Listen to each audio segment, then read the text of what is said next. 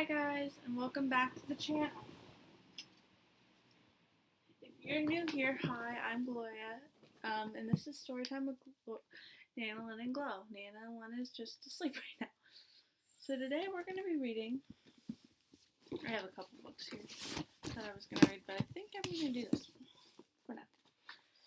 And this is Sarah Dressen's Someone Like You. And it's about this girl named Scarlett. We usually do younger kid books, but I know that some of our viewers are older, so Someone Like You by Sarah Dressen. Best friends? Scarlett, I said. There in the dark, as she turned to me, I saw her face was streaked with fear. For a minute, I didn't know what to do. I thought again of the picture tucked in mirror of her and Michael just a week ago. The water was so bright and shiny, and I thought of what she had done a million times that cried to her, collapsing even at the slightest wound of her heart or pride. So I reached over and pulled her to me, wrapped her in my arms, held my best friend close, returning so many favors all at once. Someone Like You.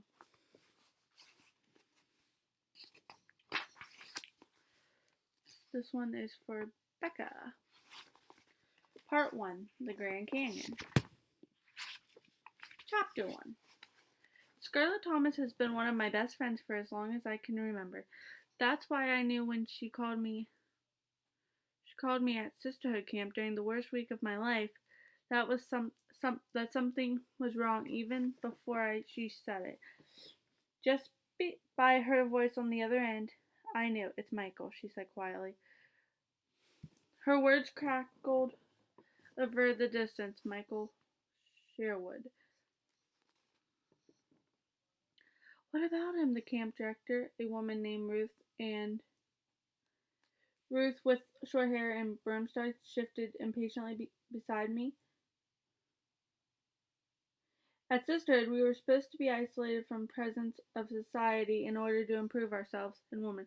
We weren't supposed to get phone calls, especially at midnight on Tuesday, rousing you out of your creaky counting bed through the woods to a room too bright and a phone that weighed heavily on your hand. Scarlett said, "What? Something was up." "What about him?" I repeated. The camp director rolled her eyes at me, thinking I was sure that this was no emergency. "He's dead." Scarlett's voice was flat, even as if she were reciting multiplication tables. I could hear the clicking, splashing in bed. "Dead?" I said. The camp director looked suddenly concerned, and I turned away. "How?" "A motorcycle accident this afternoon. He got hit by a car on Swordcrest." More splashing, and suddenly I realized she was washing dishes. Scarlett was capable of doing housework during the nuclear holocaust. "He's dead," I repeated, and the room seemed very small suddenly, cramped, as if the camp director put her as the camp director put her arm around me, then I shook it off, stepped away. I pictured Scarlett at the sink in a cut-offs and t-shirts, her hair pulled back in a ponytail, phone cocked in her ear and a shirt. "Oh my God, I know," Scarlett said, and then there was a great gurgling noise as the water whooshed down the sink. She wasn't crying. "I know."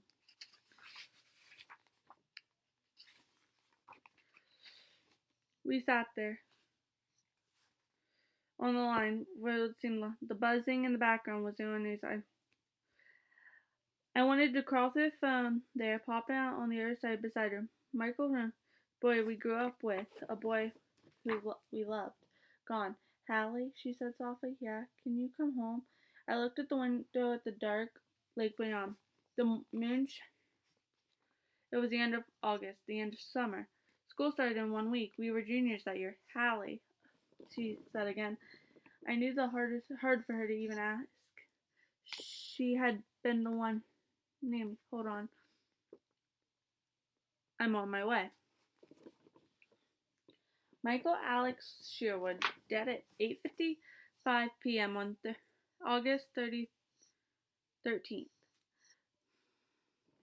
He was turning left onto Morrisonville Avenue from Crest Drive when a businessman in a BMW hit him dead on, knocking him off his motorcycle he only had since June and sending him flying 20 feet. The paper said he died on impact. The bike lost was a total loss. It wasn't his fault. Micah Sherwood was 16 years old. He was also the only boy Scarlett had ever truly loved. He knew. We'd known him since we were kids, almost as long as we'd known each other. Lakeview, our neighborhood, sprawled across several streets and cul-de-sacs, bracketed only by wooden posts and hand-carved signs line, "Welcome to Lakeview, a neighborhood of friends." One year, some high school students had gone around and crossed off the ers in friends and leaving us neighborhoods of fiends. Sometimes something my father found absolutely hysterical. It tickled him so much my mother often wondered aloud if he had done it himself. Otherwise distinct characteristics of Lakeside was the new airport 3 miles away, which meant a constant stream of airplanes taking off and landing. My father loved this, too. He spent most evenings out on the back porch looking at the exciting sky at the distance. Rumbling got louder and louder and closer and closer, but the white noise of the planes would burst out overhead. Blinking lights seemed powerful and loud enough to sweep all of us along with it. It drove our neighbor, Mr. Kramer, to high blood pressure, but my father relieved in it. I'm trying to see all of the chapters, guys. I'm sorry.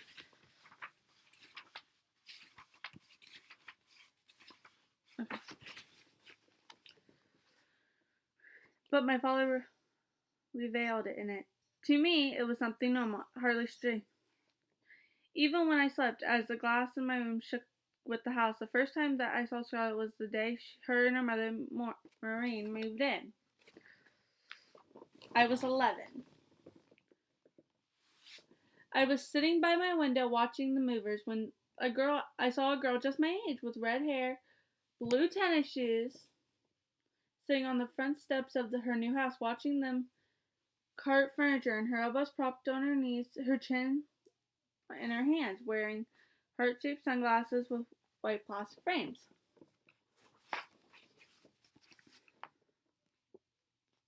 And she completely ignored me as I walked up her front walk. Stood in throwing shades and waiting for her for something. It's never been good as friendship. I was too quiet, too nosy, too tender to choose bossy, mean friends who pushed me away and send me home crying to my mother. Lakeview, a neighborhood of fiends, was full of fiendnets on pink bicycles with Barbie carrying cases with white flower appliques baskets. I'd never had a best friend. So I walked up to this new girl, her glasses sending my own reflection back at me. White t-shirt, blue shorts, scuffed knees, with pink socks. And I waited for her to laugh at me or to send me away, or maybe just ignore me like the bigger girls did. Scarlett? A woman's voice came in the screen door. What did I do with my checkbook? The girl stepped on the steps, turned red. On the kitchen counter, she called out in quivers, in the box with the realtor stuff. The box with... The voice came unevenly as if the owner was moving around. The realtor stuff. Honey, I don't think it's over here.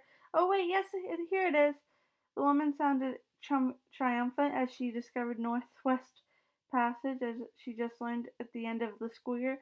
The girl turned back and looked at me, kind of shaking her, and I remember the first time she seemed old for her age, older than me. I got a familiar friend at Pink Bike feeling. Hey, she said to me suddenly. I was just planning to turn head back on. My name's Scarlett.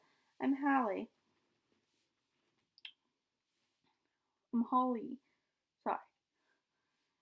I said, trying to seem bold as she. I never had a friend with an unusual name. All the girls in my classes were Lisas and Tammys, Carolyns and Kimberlys. I live over there, pointing across the street. right to my bedroom window? She nodded, then picked up her purse, scooted down a bit on the step. She brushed it off with her hands and leaving just enough space for somebody else about the same size. Then she looked at me with a smile. I crossed over a short expanse of the summer grass and sat beside her, facing my house. We didn't talk right away, but that was okay. We had our whole lifetimes of talking ahead of us. We just sat there. I just sat there with her, staring across the street to my house, my garage, my father pushing the mower past the rose bushes. All the things I had spent my life learning by heart, but now I had Scarlett, and from that day on, nothing ever seemed the same. The minute I hung up with Scarlett, my mother called. She was a therapist, an expert in adolescent behavior.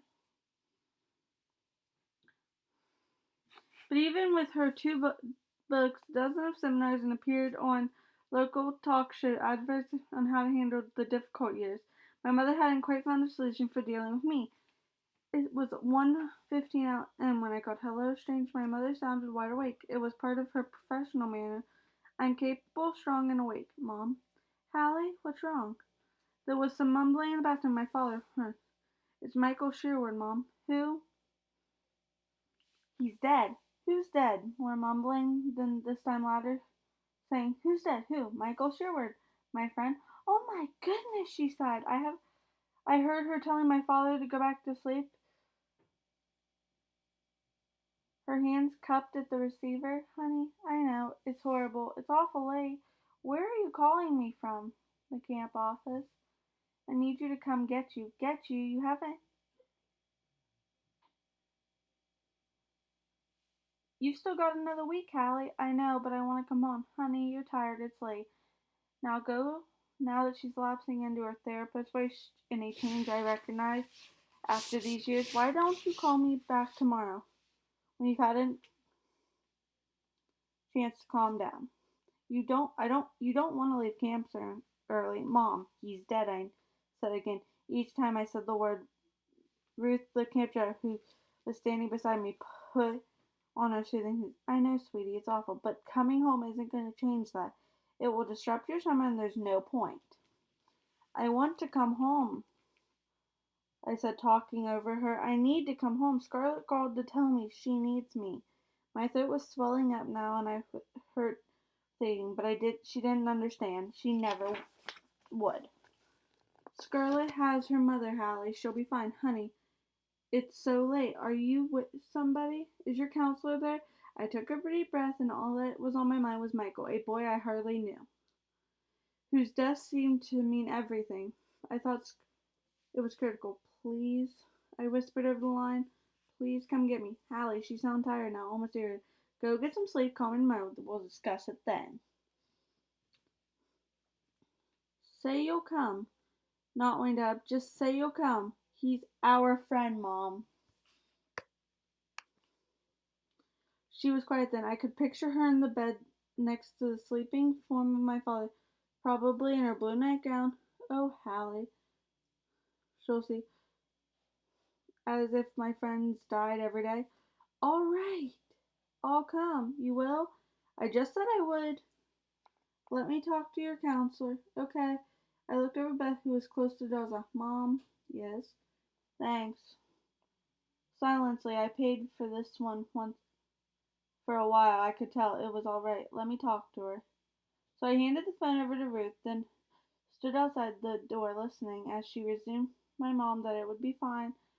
I'd be packed and ready, and what a shame and how awful so young. Then I went back again, creeped into my cot. It was so dark, so I closed my eyes. I couldn't sleep for long. The thought of Michael Sherwood's face only I cast another side glance through the middle school one Scarlett and I had studied in yearbooks after yearbook.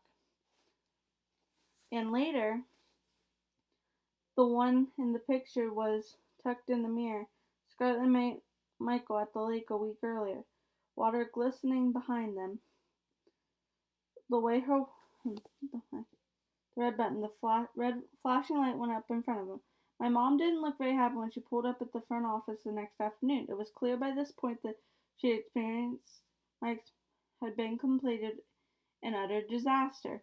which was what I predicted, was dragging off against my will to send me for the last 2 weeks of summer in the middle of the mountains with a bunch of other girls who had no say in the matter either. Sisterhood Camp, which was really called Camp Lee, my father coined the nickname, was something my mother had heard of at one of her seminars. She came home with a brochure and tucked it in under my breakfast plate one morning. A yellow stick note on it saying, "What do you think?" My first reaction was, "Not much, thank you." As I stared down at the picture of the two girls about my age running through the field, holding hands, basically like mother like me, peer pressure, how do I fit in? The basic gist of it was camp was usually swimming and horseback riding, but in afternoon seminars and self-help groups. There's a whole paragraph about self-esteem and value maintenance and other words I did not recognize but were a blur in the back of my mom's own books. All I knew is that at 15, with my driver's license less than 3 months away, I was too old for camp or value maintenance, not mention lanyards.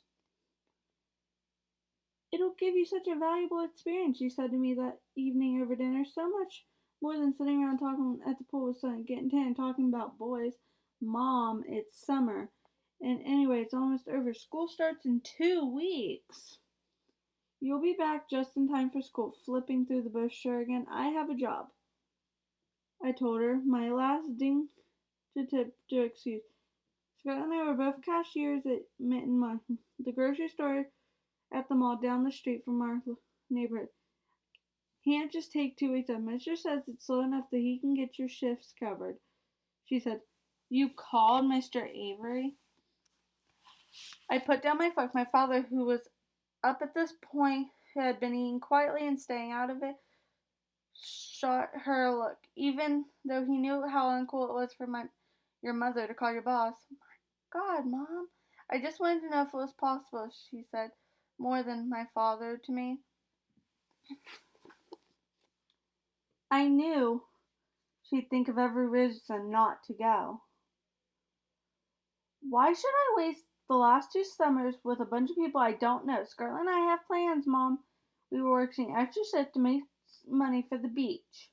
And Hallie, she's getting irritated now. Scarlett will be here when you get back, and don't ask very much of you, right? This is something I really want you to do for now. I don't think you'll find yourself. It's only 2 weeks.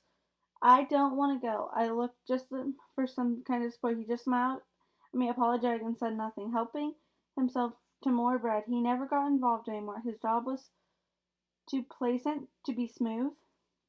Once it was all over, my father always was the one who crept into my doorway after I've been grounded, sneaking me one of his special brain-freeze chocolate milkshakes, which believed could solve problems. After yelling and slamming the door, my mother and I stalked our separate corners. I could always count on the whistling of the blender in the kitchen, then him to appear to present me the thickest, coldest milkshake as a peace offering. But all the milkshakes in the world weren't going to get me out of this one.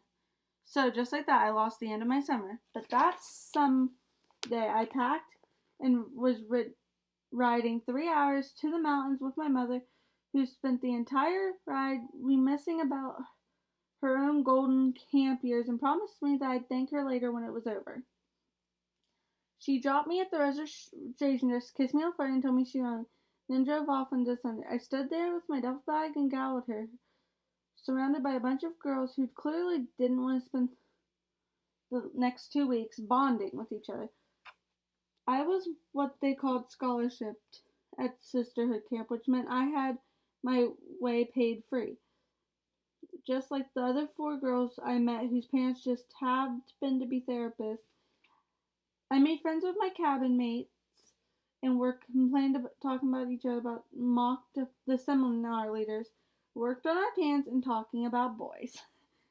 But now I was leaving early, drawn home by the loss of a boy I hardly known.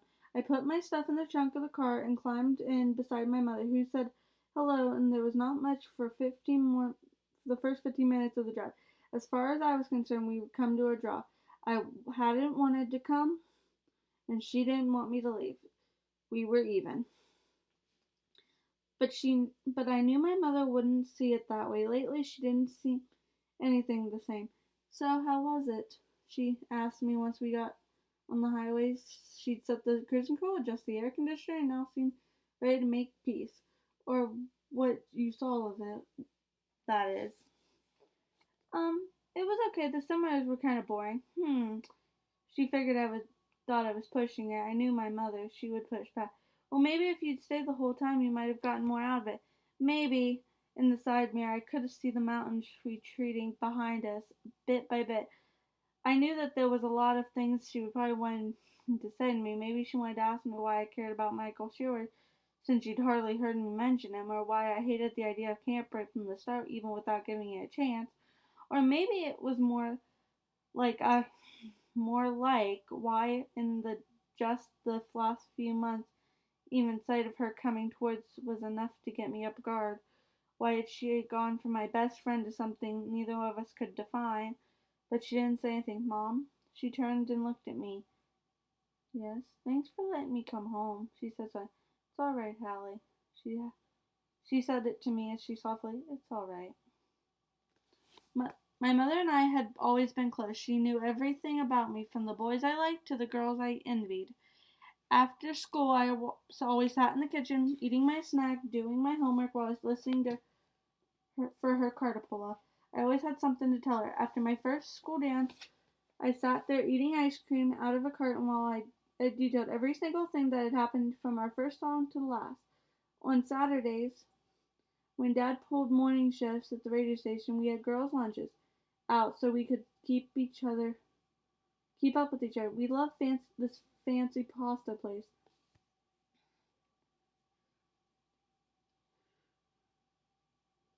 I only liked fast food and pizza, so we alternated. She made me eat snail. I watched her gulp down, enjoying it more than she would ever admit. Countless Big Macs. We had one rule.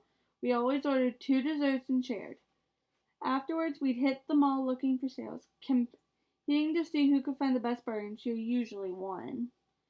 She wrote articles in a journal and magazines about her successful relationships.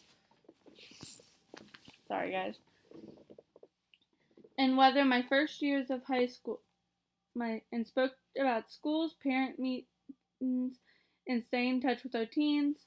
Whenever her friends came over for coffee and complained about kids running wild and judged, she'd just shake her head when she said, I don't know, Haley and I are just so close, we've talked about everything. But suddenly, at the beginning of something changed. I didn't want to say it when it said, but after the Grand Canyon. Each summer, my parents and I took a vacation. It was like our big splurge of the year. We went someplace cool like Mexico or Europe. This year we took a cross-country trip to California and then the Grand Canyon, stopping here and there, sucking in scenery and visiting relatives. My mother and I had a great time. My father did most of the driving and the two of us hung out, talking and listening to radio, sharing clothes, making up songs and jokes as state lines and landmarks passed by. My father and I forced her to eat fast food almost every day as payback for the year's worth of arugula salads and pescatino tortellini. We spent 2 weeks together, bricking something, but mostly having fun. Me and my parents on the road. Sorry guys if I look like I'm watching something. I'm trying to make sure I get this done before we have to go. And I have a couple more pages to read. As soon as I got home, just through, there were big things happening. I started a job at Melts. Scarlett and I had spent the end of school going around filling out applications, and the only place that was enough to hire both of us at the time. But by the time I got home from the trip, Scarlett had already been there 2 weeks. She taught me the ropes. Second, she introduced me to Jenny Tipper, whom she'd met at the pool while I was gone. Jenny was a cheerleader and wild streak a mile long, with a reputation among the football players for more than her cheers and famous mid-air split. She lived a few miles away in Arbors in a fancy urban house with a country club pool golf course. Jenny Turner's dad was a dentist, and her mother weighed about 80 pounds, chain smoked Benson, and had the ropes of Lethbury and ottomans in her living room. She threw money at Jenny and left us alone to prowl the streets of Arbors on our way to the pool, or sneak across the street to the golf course at night to meet boys. When in turn led to three big events this summer. When 2 weeks after coming home, I broke off my dull 1 year romance with Noah Vaughn. Noah was my first boyfriend, which meant we called each other on the phone and kissed sometimes. He was tall and skinny, with a thick black hat and a bit of acne. His parents were my best friends of mine, and we spent Friday nights together at our houses or theirs for the most of my lifetime. He had always been right from the start, but when I introduced me to this crazy world of Jenny Timber, he had to go. He didn't take it well. He scowled around, glowing at me, and he still come over every Friday with his little sister and his parents, still stony face on the couch as I slipped out the door, yelling goodbye. I always said I had to go to Scarlett's, but instead I was usually going to meet boys at the pool or hanging out with Jenny. My mother was more sad about our breakup than anyone. She expected I'd be married, but this is the new me. Somehow I invoked into with everything. I learned to smoke cigarettes, drank my first beer, got a deep tan, got a double piercing in my ears, and began to drift mostly inseparable at first from my mother. There is a picture on our mantel that would remind me of what me and my mother were then. We were at the Grand Canyon, one of those look-over sites, and the spread is huge and gaping between us. We had matching t-shirts on, sunglasses, and big smiles as we posed around. We had never in any picture before or have since looked more alike. We have the same small nose and the same stance. The same goofy smile. We look happy standing there in the sun shines, the sky spread out blue and forever in the distance. My mother framed the picture when we got home, sticking it in front and center now where we knew we couldn't help but see it. It was like she knew something, that it would be a relic for months, just proof and another time and neither. Scarlett was sitting on our front steps when we pulled up. It was early evening, just getting dark, and all up and down the street the lights were on, houses, people were walking the dogs or children. Someone a few streets over was barbecuing. The smell mingled through the air with cut grass and recent rain. I got out of the car, put my bag on the front walk, looking across the street at Scarlett. The only light was coming from her kitchen, spilling into the carport. Mom, I'm going to Scarlett. Fine. I wasn't totally forgiven for this. Not yet. But it was late. She was tired, and these days we picked our battles. I knew the way across the street and up Scarlett's walk by heart. I could have done it with every sense lost. I dipped into the street halfway across, picked bushes, skin. It was 18 steps from the beginning of the walk to the first step. We measured it. We were in the 6th grade. I said in the dark as she did. For a minute, I didn't know what to do. I thought again I had picked trunk in the mirror above her mirror. The water was bright and shiny behind them. I thought of what she had done all the million times I'd cried to her, collapsing, even for the worst. So I reached over and pulled her, wrapping my arms around her, and held my best friend close, returning so many favors all at once. We sat there, Scarlett and me, with her house looming over us, mine right across the street, staring into the bright window. It was the end of the summer. It was the end of a lot of things. I sat there with her, feeling her shoulders shake under my hand. I had no idea what to do or what came next. All I knew was that she needed me and I was there. And for now, that's the best we could do. I hope you guys really enjoyed that chapter. I will try to get the next one up pretty soon. I make no promises. But I love you guys, and stay part of the tribe. Bye.